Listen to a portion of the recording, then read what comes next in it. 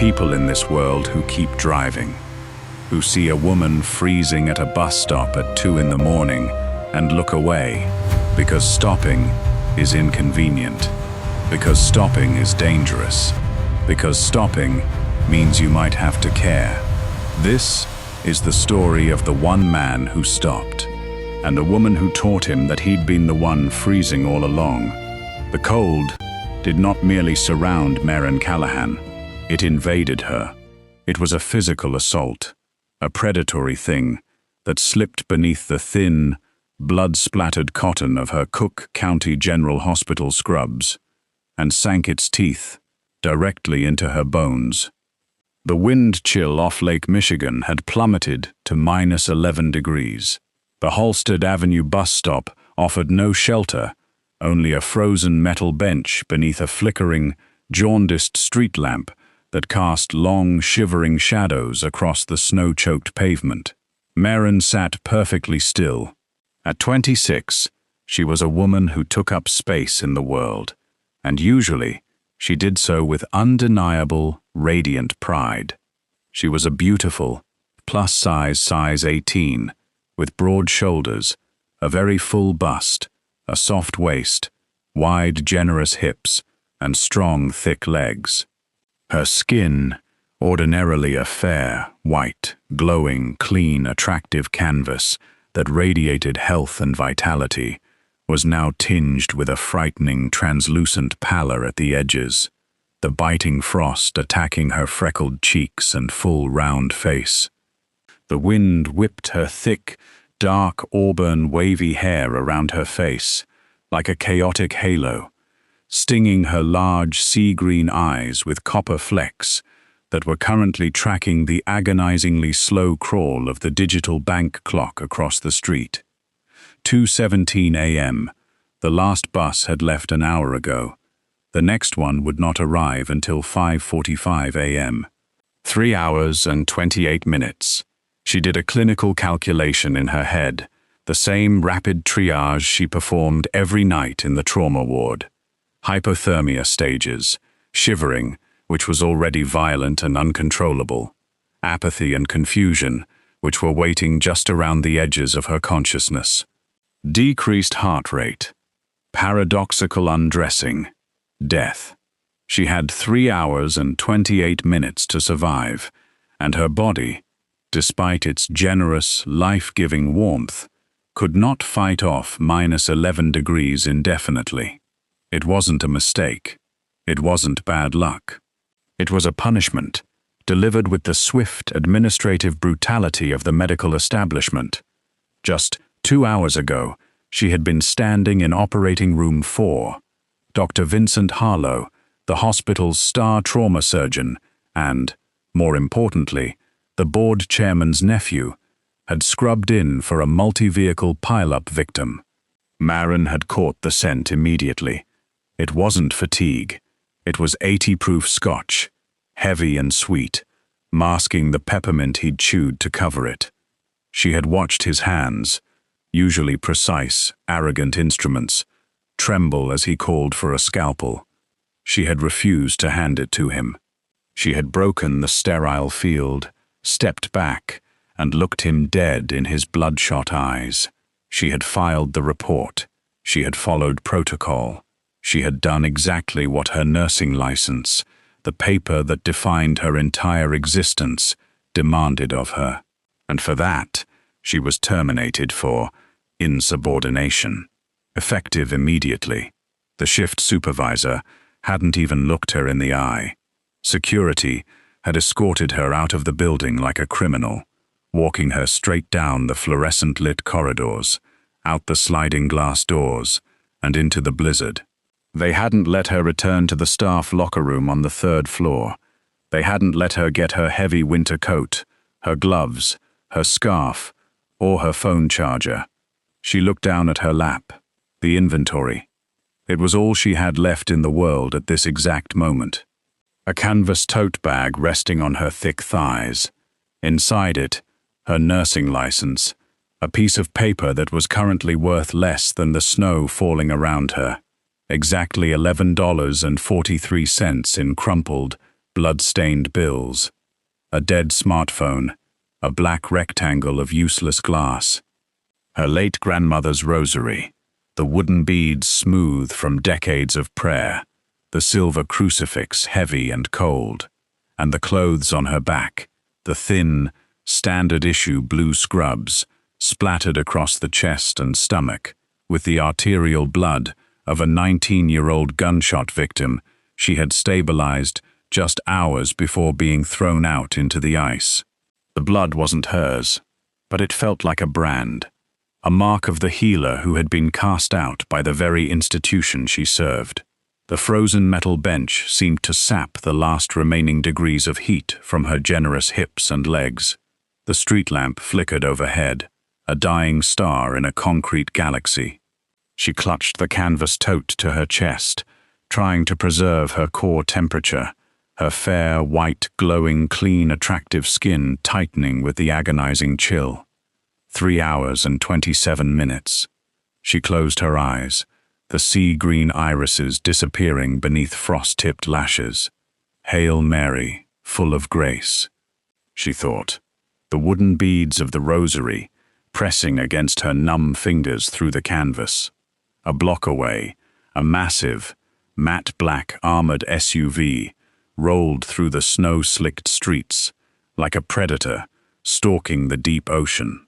Inside the cavernous, leather-scented interior, the temperature was a perfect 72 degrees. Raphael Corsetti sat in the back seat, staring out the tinted window at the blurring shapes of the Chicago blizzard.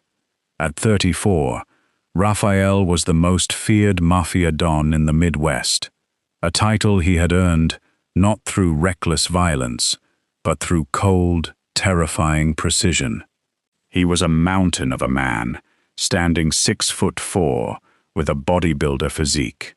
He possessed extremely broad, powerful, wide shoulders that strained the seams of his tailored clothes, a massive chest, and a severe V-taper. His dark brown hair was pushed back, thick and unruly, and heavy stubble shadowed his sharp jaw. His dark brown eyes, which could warm to a striking amber when the ice in his soul thawed, though few ever lived to see it, were currently fixed on the desolate streetscape. A thin, pale scar dragged from his left ear down to his jawline, a memory of a knife fight in his youth, and faded tattoos crawled from his forearms up to his thick shoulders, hidden beneath a black turtleneck and a heavy black wool overcoat. Underneath the turtleneck, resting against the hard muscle of his chest, was his mother's gold medallion. "Keep going, Teddy," Raphael rumbled, his voice a deep, gravelly baritone that vibrated through the floorboards of the SUV. "Yes, boss. Roads are getting worse," Teddy Krossick replied from the driver's seat. Teddy was 50, a stocky, Polish-American man with a kind face and unquestioning loyalty. He navigated the heavy armored vehicle with expert precision. Raphael didn't care about the roads. He cared about the silence. The isolation of the blizzard suited him. It matched the interior of his mind. And then he saw her. As the SUV coasted past the Halstead Avenue bus stop, Raphael's dark eyes caught a splash of color against the unrelenting white and gray. A woman, sitting on a metal bench, in the middle of a blizzard, at 2 in the morning, alone. It wasn't just a woman. It was a ghost from his past, superimposed on the freezing present. When Raphael was 9 years old, his mother, Rosa, had taken him to a park in Naples to wait for a bus to take them away from his abusive father. The bus never came. The winter storm had shut down the city. No one had stopped. The wealthy drove by in their warm cars, averting their eyes. The poor hurried past, heads down, protecting their own. His mother had wrapped her coat around him, holding him tight. Raphael had been found the next morning by the police, his small, desperate arms wrapped around Rosa's frozen, lifeless body on that park bench. The memory hit him with the force of a physical blow. The air in the SUV suddenly felt too thin. He looked back out the window. The woman on the bench was shivering so violently he could see it from the street. She was wearing nothing but thin blue scrubs. "Stop the car." 2 words, spoken with absolute terrifying authority. Teddy didn't question. He didn't hesitate. He slammed on the brakes, the heavy ABS system grinding against the snow as the SUV slid to a halt just past the bus stop. Before Teddy could even put the vehicle in park, Raphael was out. The wind hit him, but he barely felt it. He walked with heavy, deliberate strides toward the bench. As he approached, the woman finally looked up. Maren's sea-green eyes, bright and feverish with the cold, locked onto the massive figure approaching her. She didn't flinch. She didn't scream. She didn't beg. Her radiant face, though pale from the frost, held a stubborn, dignified defiance. She looked at this giant of a man, dressed in black, his dark eyes intense and predatory, and she simply stated a fact. "The next bus isn't until 5:45. Her voice trembled, a violent rattle of teeth and breath, but the words were clear. Raphael stood over her.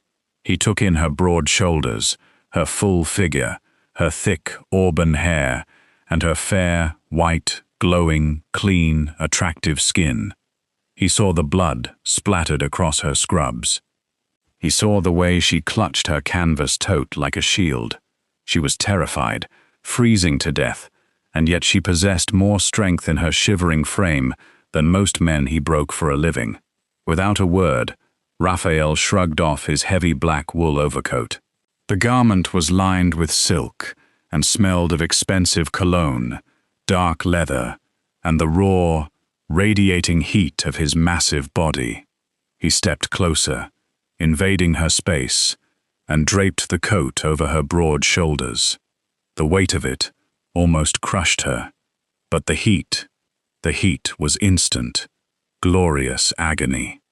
Maren gasped, her hands instinctively coming up to grip the lapels, her numb fingers brushing against the lingering warmth of his massive chest. "You're coming with me," Raphael commanded, his tone leaving absolutely zero room for negotiation. Maren tilted her head back, her full, round face looking up at his scarred jaw. "I don't know you. You'll freeze if you stay," he replied, his dark eyes boring into hers. "And I don't let women freeze on benches. Get in the car. Before we go further, tell us where you're watching from tonight. Type the stop in the comments if you would have gotten in the car, or the nurse if you would have stayed." The interior of the SUV was a shock to her system. As Maren slid into the spacious leather back seat, the 72-degree air hit her frozen skin like a physical wave, causing her fair, white, glowing skin to flush a deep, painful pink as the capillaries rushed to expand. She pulled Raphael's heavy wool coat tighter around her full, size 18 curves, burying her face in the collar to breathe in his scent. Cedar, smoke, and something distinctly dangerous. Raphael climbed in beside her, dwarfing the seat. He didn't crowd her, but his presence was a gravitational pull, his extremely broad, powerful shoulders taking up the space. He watched her. He watched the way she trembled, the way her sea-green eyes darted around the interior, analyzing the armor plating, the darkened glass, the quiet luxury. Up front, Teddy shifted gears, wincing sharply. "Sorry, boss. Hands are a bit stiff tonight." Maren's eyes snapped to the rearview mirror, then to the front seat. Teddy's right hand, resting on the center console, was wrapped in a crude, bloody napkin. Earlier that evening, during a disagreement at one of Raphael's warehouses, Teddy had caught the edge of a shattered whiskey bottle. It wasn't life-threatening, but it was deep, and the crude wrapping was soaked through. The shivering in Marin's body suddenly ceased, or rather, it was overridden by a deeper, older instinct, the nurse instinct. Without asking for permission, without waiting to be addressed, Marin unzipped her canvas tote. She reached past the dead phone, past the useless nursing license, past the rosary. She pulled out a sealed package of sterile gauze, a roll of medical tape, and a small, travel-sized bottle of iodine she always kept in her bag. She leaned forward, pushing her broad shoulders between the front seats. "Give me your hand," she ordered Teddy. Teddy blinked, looking in the rearview mirror at Raphael. Raphael just stared at the woman, his dark eyes narrowing. He gave Teddy a single, silent nod. Teddy offered his hand backwards. Marin took it. Her own hands were still pale and stiff from the cold, but the moment her skin made contact with the patient, her fingers became steady, sure, and commanding. She unwrapped the bloody napkin with practiced efficiency. She inspected the laceration, her sea-green eyes totally focused. "It's deep, but it missed the tendon," she said, her voice dropping its tremble, replacing it with the calm, authoritative tone of a trauma ward veteran. "You're going to need stitches eventually, but I can pack it and bind it for now." She poured a small amount of iodine over the wound. Teddy hissed. She didn't apologize. She packed the gauze with brutal, necessary pressure, wrapping the tape tightly around his thick palm, securing the dressing with professional precision. In the back seat, Raphael Corsetti watched her. This was the moment, the exact second the earth shifted on its axis for the Mafia Don. He had picked up a freezing, broken woman. He expected tears. He expected panic. He expected a victim. Instead, he was watching a healer ply her trade in the back of a mob boss's armored vehicle at 2:30 in the morning. He watched her fair, glowing skin illuminated by the passing streetlights, her thick auburn hair falling over her radiant, intense face. "Good hands," Raphael said softly, the rumble of his voice making the leather seat vibrate. Marin finished the wrap, leaning back into the heavy wool coat, the adrenaline fading, leaving her exhausted. She looked at Raphael. "I'm a trauma nurse." "Were?" Raphael corrected gently, gesturing with a thick, tattooed finger to the box she had brought out with her bag, the one containing her personal items.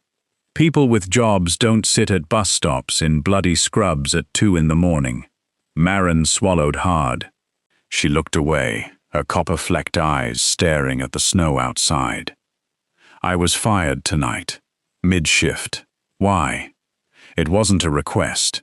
It was a demand for the truth. Marin felt the compulsion to give it to him. "I reported the star trauma surgeon for being drunk in the OR," she said, her voice hollow. "He's the board chairman's nephew. I broke the sterile field. I refused to hand him a scalpel. They called it insubordination. Security marched me out. They wouldn't let me get my coat." Silence filled the SUV. Teddy glanced in the mirror, his eyes wide. Raphael didn't move. His massive chest rose and fell slowly under the black turtleneck. He processed the information. He didn't offer pity. Pity was for the weak, and this woman was not weak. "You reported a drunk surgeon, and they fired you for it," Raphael repeated, his voice dangerously soft. He let the words hang in the warm air. Then he leaned forward slightly, his amber eyes locking onto hers, seeing straight through her physical exhaustion to the unyielding core of her spirit. "That hospital doesn't deserve you." The validation. It hit Marin harder than the cold had. It wasn't a platitude. It was a statement of absolute, irrefutable fact from a man who clearly understood power and consequences. A tear, hot and unbidden, slipped down her freckled cheek, tracking across her radiant full face. She brushed it away quickly. She still didn't know who this man was. She just thought he was a wealthy, intense stranger. She had no idea she was sitting next to the most dangerous man in Chicago. The armored SUV descended into the underground parking garage of a towering glass and steel high-rise, overlooking the freezing, black expanse of Lake Michigan. The contrast was dizzying. From the frozen, blood-stained concrete of the Halstead bus stop to the gleaming marble and hushed, private elevator of the Corsetti penthouse. When the elevator doors parted, Maren stepped into a world of quiet, aggressive luxury. Dark woods, low lighting, floor-to-ceiling windows showing the blinding white storm raging against the glass. An older woman in a thick robe was waiting for them. Mrs. Antonelli, Raphael's housekeeper and surrogate mother figure. She took one look at Maren, her maternal instincts flaring instantly. Dio mio! Mrs. Antonelli whispered, crossing the room quickly. She looked at Raphael. You brought me a frozen angel, Raffi. Look at her. She's shivering out of her skin. Get her warm, Mrs. A. Find her something dry, Raphael commanded, shedding his own damp jacket, his massive V-taper and broad shoulders immediately commanding the room. 10 minutes later, Maren emerged from a sprawling marble bathroom.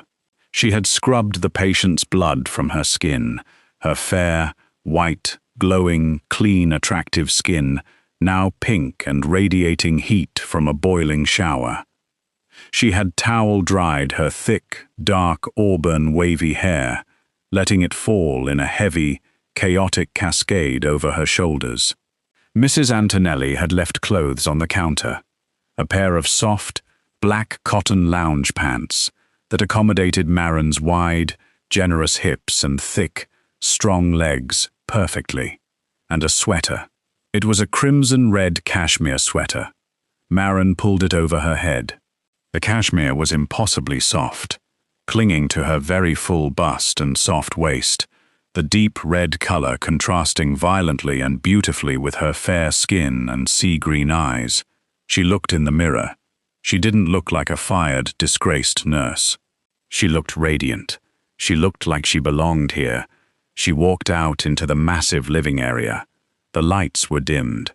A massive stone fireplace roared to life in the center of the room, throwing dancing orange shadows across the dark leather furniture. Raphael was sitting in a deep armchair near the fire, 2 mugs of steaming coffee on the low oak table between them. He had changed into dry clothes, dark gray sweatpants, and a fresh black Henley that stretched tightly across his massive chest and heavy biceps. He looked up as she entered. The crimson sweater arrested his vision. He stared at her, his dark eyes tracing the generous, beautiful curves of her size 18 body, admiring the way the firelight caught the copper flecks in her sea-green eyes. "Sit," he said softly. Maren sat on the heavy leather sofa opposite him, pulling her thick legs beneath her. She took the mug of coffee, letting the heat seep into her palms.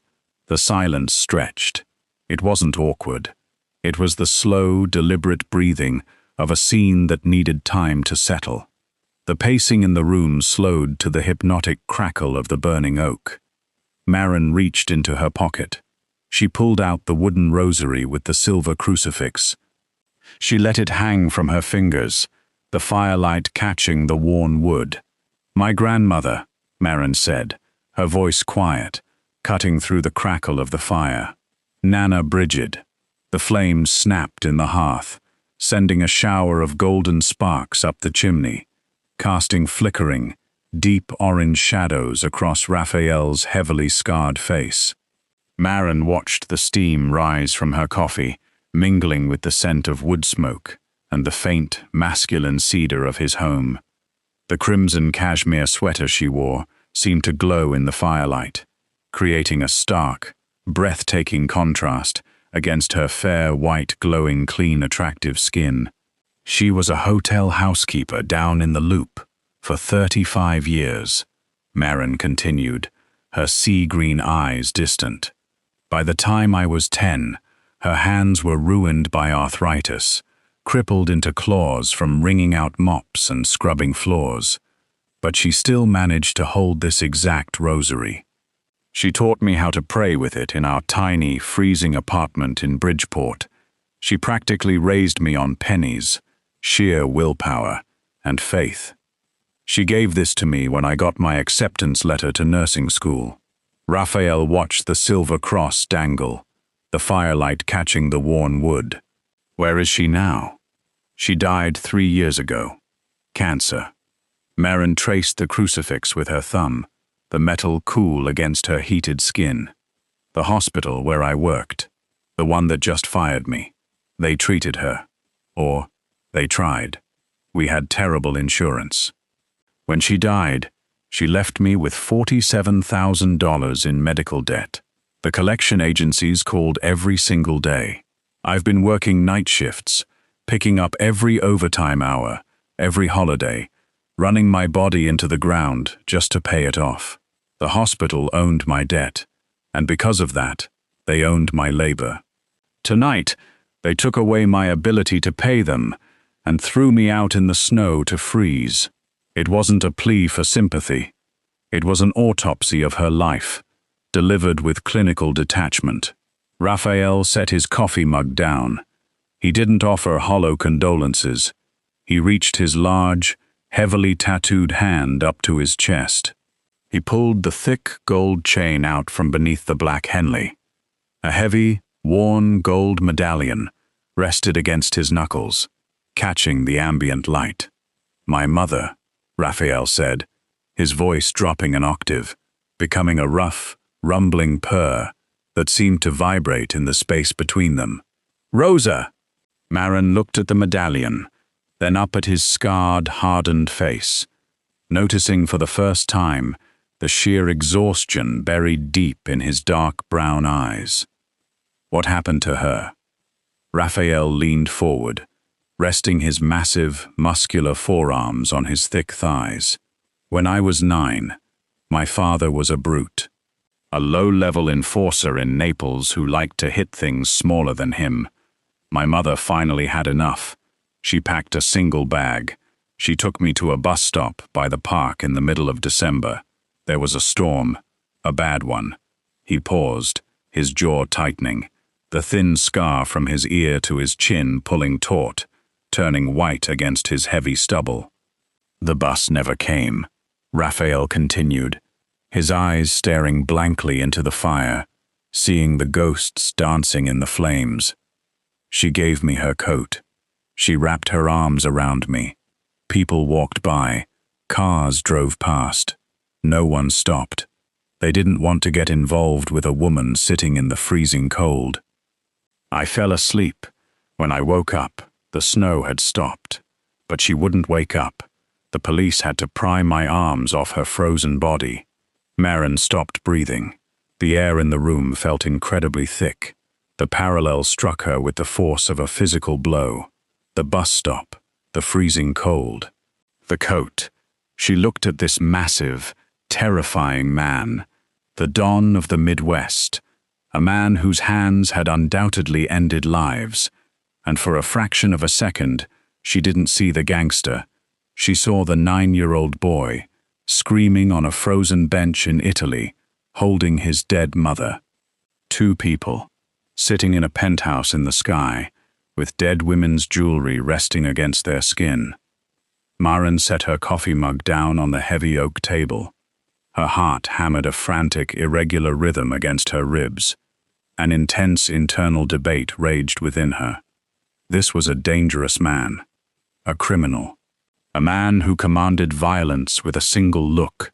Touching him could cross a line she could never uncross.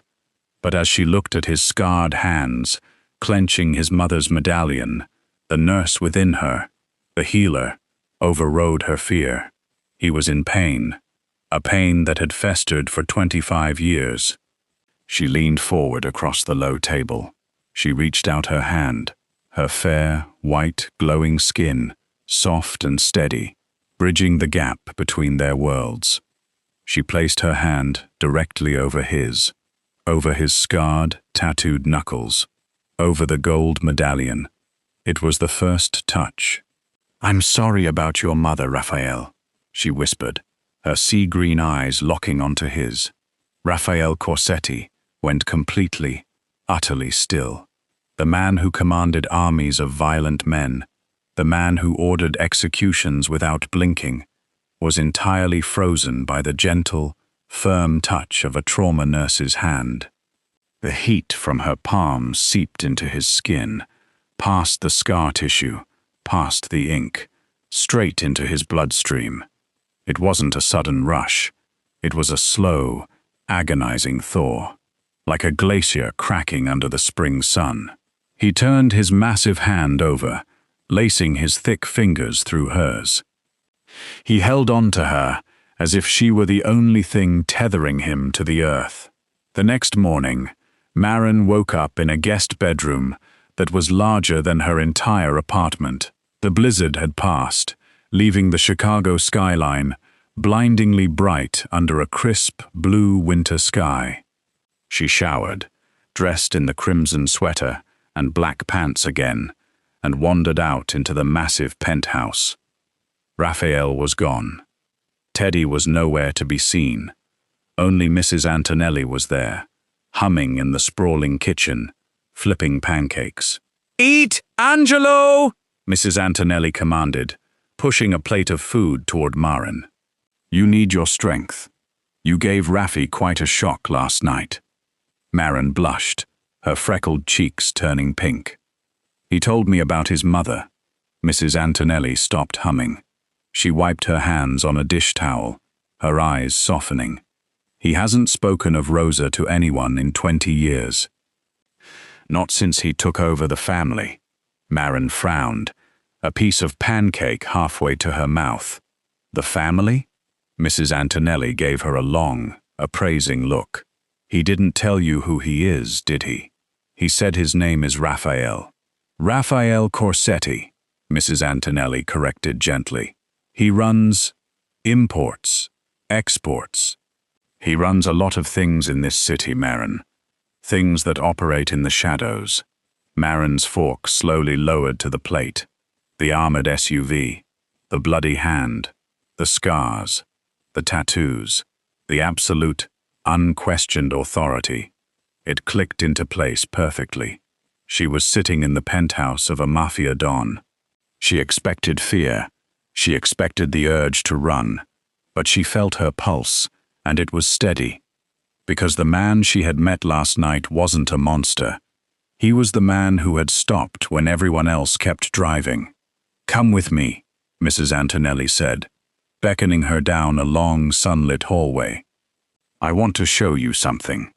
At the end of the hall, behind double-frosted glass doors, lay a room that defied logic. Maren stepped inside, and her jaw dropped. It wasn't a bedroom. It wasn't an office. It was a fully equipped, state-of-the-art medical clinic. She walked forward, moving in a trance. There were 2 Stryker surgical trauma bays, complete with ceiling-mounted, shadowless LED surgical lighting, piped-in oxygen hookups, and multi-channel IV drip stations.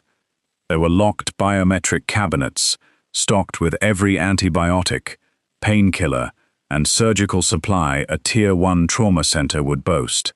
There was a sterile processing sink, a sealed medical-grade autoclave, a Zoll X Series crash cart, and a small but functional blood bank refrigerator humming quietly in the corner.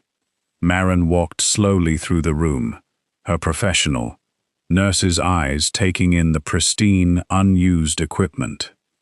Her fingers trailed over the cold stainless steel counters, recognizing the immense quality of every single item. This wasn't just a first aid station. This was millions of dollars in medical infrastructure. At minimum, $2 million. Her hands began to physically shake. She pressed a trembling hand over her mouth, her sea-green eyes wide with shock. "What is this?" she breathed, the words barely making it past her lips. Mrs. Antonelli stood in the doorway, her arms crossed over her robe. "He built it 3 years ago." The older woman's voice carried a heavy, lingering sorrow. "3 men died, Angelo. 3 good men bled out in the back seats of cars because no hospital would take them without police reports. After the 3rd one, Raffi locked himself in his study for 2 days. When he came out, he said only one thing: build me a clinic." Mrs. Antonelli stepped further into the room, looking at the pristine beds. "He spent over $2 million outfitting this room." Marin turned around, stunned. The hidden devotion. "But it looks completely unused." "It is," Mrs. Antonelli said softly, "because he refused to let just any back-alley butcher operate in his home. He said he was looking for someone specific, someone who understood what it meant to save a life, not just prolong it. He's been looking for someone to run it ever since." The implications slammed into Marin's chest. He built it 3 years ago. He had prepared the space, created the sanctuary, waiting for the right person to walk into his life. And last night, he had found her freezing at a bus stop. While Marin was discovering the clinic, 3 miles away, a fleet of 3 black SUVs pulled up to the front entrance of Cook County General Hospital. Raphael Corsetti did not walk in through the emergency room. He arrived like a monolithic force of nature. When he walked straight through the main administrative doors of Cook County General, the entire lobby seemed to freeze. He was flanked by 4 massive men in dark suits and 2 of the most expensive, ruthless corporate lawyers in Chicago. But all eyes were on Raphael. People stared openly. Doctors and nurses instinctively stepping back, parting like the Red Sea to make way for the sheer aura of violence and power rolling off his massive, broad-shouldered frame. His stark black wool overcoat was a dark stain against the sterile white tiles of the hospital. He didn't yell. He didn't threaten violence. He simply walked into the hospital administrator's office, where the administrator and Dr. Vincent Harlow were currently having a tense meeting. Dr. Harlow looked up, his arrogant expression faltering as the massive Mafia Don filled the doorway, blocking out the light. Raphael placed a small digital recorder on the mahogany desk and hit play. It was a security feed audio recording from the OR the night before. Raphael owned the men who installed the security systems for the hospital. The audio was crystal clear. Dr. Harlow's slurred speech, the clatter of instruments, Marin's sharp, professional refusal. As the recording played, Dr. Harlow's face drained of all color. The arrogant star surgeon suddenly realized he was trapped in a room with a genuine apex predator. His hands began to shake on the desk. Raphael stood over the administrator's desk, his extremely broad shoulders looming over the 2 terrified men. "Dr. Vincent Harlow will be suspended immediately, pending a full medical board review. He will never hold a scalpel in this city again." Raphael's voice was a low, terrifying rumble. "You will clear the debt of one Marin Callahan. You will reverse her termination, retroactively resign her with full benefits, and you will offer a public apology for the unjust dismissal." The administrator, sweating profusely, looked at the lawyers, then at the terrifying man in front of him. And if we don't?" Raphael leaned down, planting his massive, scarred hands flat on the desk, his face inches from the administrator's. His dark brown eyes were black pits of promise.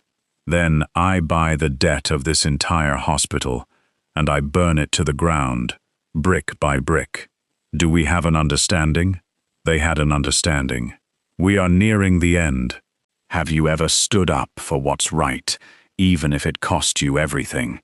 Type the stop in the comments to claim your inner strength. When Raphael returned to the penthouse, the sun was beginning to set. casting long, golden shadows across the snow-covered city. He found Maren standing on the massive wraparound balcony. She was wearing the crimson sweater, her thick, dark auburn hair blowing gently in the freezing wind. The cold didn't seem to bother her anymore. She looked radiant, powerful, her generous hips leaning against the glass railing. He stepped out onto the balcony, the cold air hitting his face. He walked up behind her. "They offered me my job back," Maren said, not turning around, her voice clear and strong. "The hospital called an hour ago. Full reinstatement, a formal apology, and my grandmother's debt is cleared. Harlow is gone." Raphael stood close behind her, his massive chest almost touching her back. "I know." Maren turned around. She looked up at him, her sea-green eyes searching his face, taking in the scar, the stubble, the beautiful, violent reality of him. "I'm not going back," she said softly. Raphael's breath hitched, a tiny, almost imperceptible break in his iron control. "I know that too." The air between them was electric, charged with the gravity of what was happening. Raphael looked down at her. He looked at her fair, white, glowing, clean skin, her full, round face, the strength in her thick legs that grounded her so perfectly. "The confession," he spoke, and the words were fragments of a soul that had been locked away for a quarter of a century. "I stopped because of my mother," Raphael said, his gravelly voice dropping to a harsh, raw whisper. "I brought you here because you were freezing, Maren. I did, but—" He swallowed hard, his large hands coming up to tentatively frame her full, beautiful face. "I'm asking you to stay because I've been the one freezing. For 25 years, I've been numb, and you are the first warm thing I have felt since I was 9 years old." Maren's heart hammered against her ribs. She didn't look away. She raised her hands, placing her warm, steady palms against his rough cheeks, her thumbs tracing the thin scar that ran down his jawline. "Then stop driving, Raphael," she whispered, her voice a fierce, demanding promise. "Stay." He didn't hesitate anymore. Raphael ducked his head and crushed his mouth to hers. It wasn't a gentle kiss. It was a collision of two worlds. It was desperation and heat, and the shattering of a 25-year winter. He wrapped his massive arms around her wide, soft waist, lifting her slightly off the ground, pulling her generous, size 18 body flush against his hard, muscular frame. Maren opened her mouth beneath his, her hands knotting in his thick, dark brown hair, anchoring him to the earth, anchoring him to her. The kiss tasted of coffee and tears and the violent, beautiful promise of survival. He devoured her, and she gave it back, measure for measure, the trauma nurse healing the Mafia don with every breath they shared on that freezing balcony above the city. 5 years later, the medical clinic in the penthouse had been expanded. It took up the entire lower floor of the Corsetti building. It was no longer a secret sanctuary. It was a legend whispered in the alleys and boardrooms of Chicago's underworld. Maren Corsetti walked through the pristine, bustling halls of her clinic. She wore custom-tailored crimson scrubs that hugged her radiant, full figure. Her fair, white, glowing skin was illuminated by the surgical lights as she checked the charts of her patients. She had become the most respected, untouchable woman in the Midwest. Not because she commanded soldiers, and not because she ordered executions, but because she was the healer, La Dottoressa. They called her in hushed, reverent tones. She was the one who stitched up the bullet holes, who mended the broken bones, who saved the lives of the men who lived in the shadows. The men in the Corsetti syndicate feared Raphael, but they absolutely loved Maren. The entire empire bowed to her, revering the ground she walked on, because they knew the Don's wife held their lives in her steady, capable hands. At 3 a.m. on a freezing Tuesday, the clinic doors burst open. Teddy and another guard carried in Vinny, a young street soldier with a deep gut wound, blood spilling rapidly over the linoleum. Chaos erupted. Men were shouting. But Maren stepped into the trauma bay perfectly calm, her radiant face focused. Her size 18 curves were swathed in sterile gowns as she barked orders, taking immediate control of the room. Her steady hands clamped the bleeder, stabilizing Vinny with the exact same professional brilliance she had used on Teddy in the SUV 5 years ago. Raphael stepped into the clinic, his heavy overcoat dusting the floor. He watched her from the doorway, leaning against the frame. He watched as she saved another life, his dark eyes, now permanently warmed to a deep, glowing amber, tracking the woman who had saved him. It hit him, as it did every time he watched her work. She didn't just save his soldiers. She saved pieces of his own soul, every single day. He walked over to her once Vinny was stabilized and resting, ignoring the nurses and guards around them. He wrapped his massive arm around her soft waist, pulling her flush against his broad chest, and kissed her forehead. There are people in this world who keep driving, who look away from the freezing, the broken, the lost, who see a woman at a bus stop and assume she is just another disposable number in a cold, indifferent city. But Raphael Corsetti had stopped. He had stopped his car, he had stopped his running, and he had stopped the freezing in his own soul. He had stopped for a fired nurse on a frozen bench, and in return, Maren had journeyed from being cast out into the blizzard to becoming the warm, beating heart of a dark empire. She gave him a life he never thought he deserved. Type the stop in the comments if you loved this story. Where are you watching from tonight? Let us know down below.